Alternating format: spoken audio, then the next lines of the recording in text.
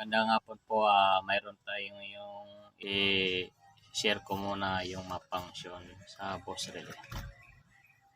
Ito po. Ito po yung boss relay. Ito.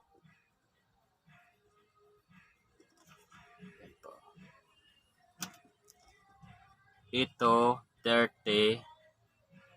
Itong dalawa sa baba, 87. Sa itong sa kabila, it is 6 at saka 85. 86 to at saka 85. So, ito po yung mayroon ng socket relay. Ito po yung green. Ano to? Green ba to? Ito yung 30 at saka 85. Ito yung out niya. 87 dalawa. Ito yung load. Ito yung sa switching niya. Kung live switching,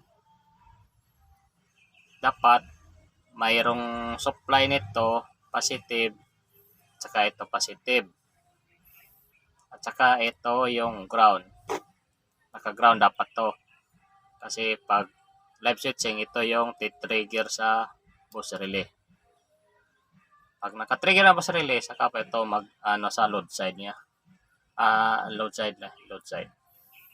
So pag sabihin nating ground switching 85 at saka 30, couple niyan.